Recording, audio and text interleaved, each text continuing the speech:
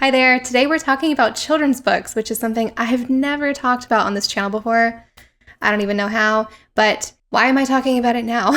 I have been formatting children's books and all kinds of other books for a couple years now as a freelance book designer, and I have some tips, some things that I just keep coming across again and again of accidental mistakes that people make when they're creating their children's books. And some of them start even before the client has even contacted the illustrator. So today we're going to talk about 5 essential things you need to know when you're publishing a children's book. I hope some of these aren't tips that you've heard before, but these are just 5. I can make a huge video or series about this. I could talk about it for a long time. Children's books are my favorite to format, so I'm pretty passionate about it. But side note, I do have a children's book formatting course on my website and on Skillshare, and the course is broken down for beginners. It's all in InDesign. I break down everything you need to know from trim size and export settings and everything in between. There's a lot in the course. If you're interested, check out those links. Okay, let's jump in. Number 1, know your trim size. Please do not leave this up to your illustrator. Know this before you contact them. One of the many perks to self-publishing your book is having creative control over things like your trim size. By the way, your trim size is the printed book trimmed down to size. So publishers can get the illustrations all the way to the edge of the page. Your images are actually printed a little past the trim size, and then the excess or the bleed, that's what the bleed is called, is snipped away, which is not snipped, it's trimmed to your trim size. Why is this something you can't trust your illustrator to do? Because most freelance illustrators just aren't aware of the requirements of certain publishing platforms. Did you know that your custom trim size on KDP can affect your global distribution options? Or did you know that KDP doesn't currently offer an 8.5 by 11 landscape option? Your illustrator may not be aware of that either. I find a lot of people have their books formatted or designed for an 8.5 by 11 landscape option, and that's just not something that they offer. Ingram Spark does offer that, but KDP Print does not. So your illustrator may not be aware of that, and that's because they honestly don't really have to be.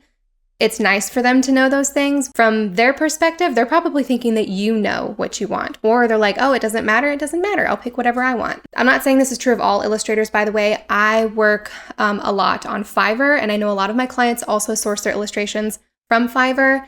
And it's very hit or miss sometimes. So you don't know if the person's even aware of any of these requirements. And sometimes if they say they are, they're not, trust me. So what can you do? You can flip through some books on your bookshelf. I just looked over to my bookshelf, or your kid's bookshelf, or you can go to the library, hold some books in your hand and kind of get a sense for what you imagine your children's book to be, like what you want it to look like and how you want it to feel. Then you need to head on over to your POD company's website to make sure that it's a trim size that they even offer. Don't forget to check the global distribution options as well, but you can compare between Ingram Spark and KDP, and if you find a trim size, say you want to do hardback through Ingram Spark and paperback through KDP, as long as you meet the same margin requirements, you would have to favor Ingram Spark because they have larger margin requirements, but you can actually use the same interior file for both of those, for hardback and for paperback, if your trim size is the same. Those are just some important things to know about trim size.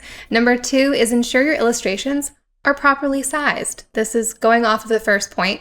You know your trim size, so now you need to figure out if you want your pages, your illustrations to be single page illustrations or full spread illustrations. Full spread covers both the left and the right hand pages in one seamless image usually, and single page illustrations have the image on one side, for example, the right hand side, and then typically the text is on the other page, or the left-hand page in this example. You'll need to account for bleed, which is that little bit that gets trimmed off after your pages are printed. KDP Print and Ingram Spark both require 0.125 inches of bleed added to all outside pages of like an open book, so not the spine edge. And I'm going to walk you through a quick calculation of what this looks like for an 8.5 by 8.5 trim size children's book. This is one of the most common trim sizes for children's books that I come across. It's a very popular one.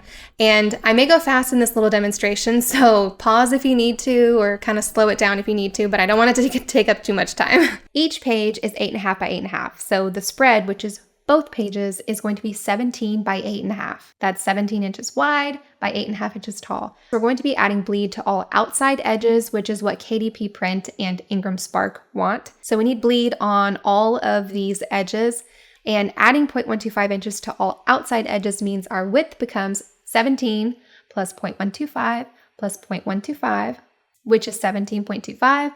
Our height becomes 8.5 plus 0.125 plus 0.125, which is 8.75.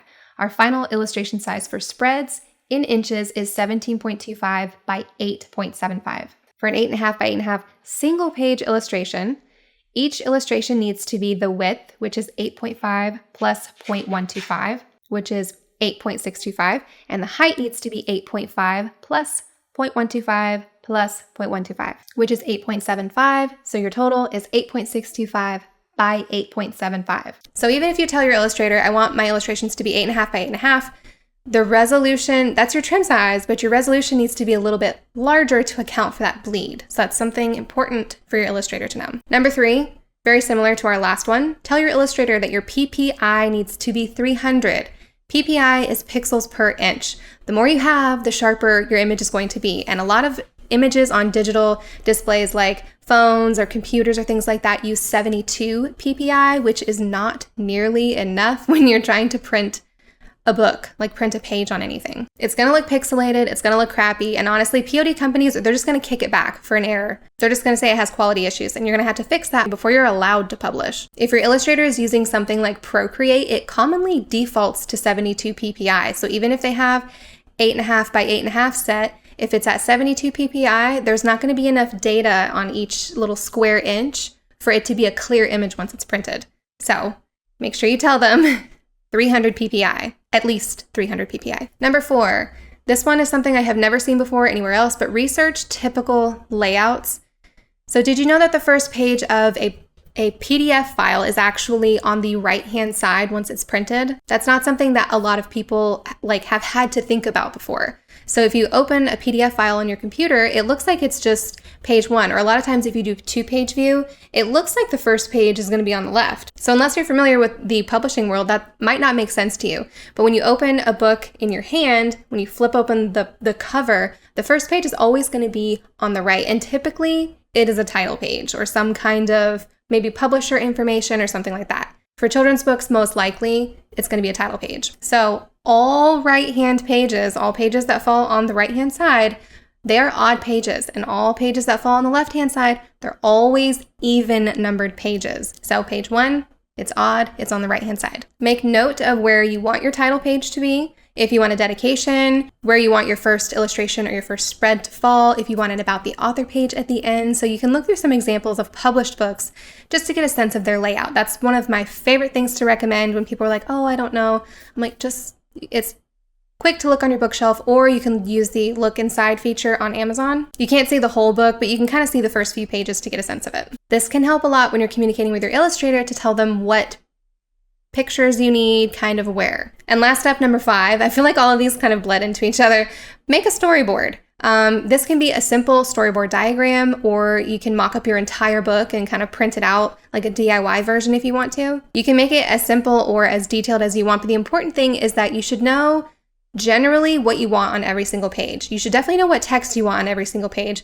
It's kind of nice to have some of the details, like maybe notes to your illustrator on what details that you want in the story. Like if there's a bird, you could say, oh, I want the bird in the nest up here, or just little notes. I frequently get clients that have mismatched illustrations. They either don't line up with their story, or the clients may not even be aware that they don't have enough illustrations. This is especially true if their text is not already separated, if it's just one big Word document of text and it's not separated by page. So it will help you as the author tremendously if you do that. If you separate those pages, you know what text goes where, and you know generally what image or what you want on the illustration, what you want that spread to look like. You don't have to do everything. You don't have to, make it super detailed or anything, but just have a general idea. All of this will help tremendously, not just for your illustrator, but for you and your formatter as well, because you can share that storyboard with everybody, so everyone's on the same page. These really did bleed together, because number 6 is a bonus, and that's to leave some room for text, or at least have a plan for it. And I would say about 80% of my clients provide illustrations that don't have any room for text. There's just a lot of stuff going on all over the page, and then there's visual elements that unfortunately need to be covered up to account for the text. This happens more so with full spread illustrations, but if you don't mind covering up some of it, your formatter can definitely work around it, but it is helpful in the long run to tell your illustrator to leave some space on illustration, on each illustration for your text. This does not mean to leave like a white space unless that fits the theme of your book. It just means to avoid adding so many textures or elements to one specific area. So you kind of leave it a little plain, but it still blends with the rest of the image. We made it. This is my first talking head YouTube video in a long time, so I'm really excited about it. And I'm just getting over being sick, so I'm sweating. I hope I don't look like a hot mess. Let me know if you have any questions, and if you want me to cover more on this topic, because like I said, I could just make a whole series out of this. Don't forget, those links are down below to check out the formatting course if you're interested, and I will see you next time. Bye.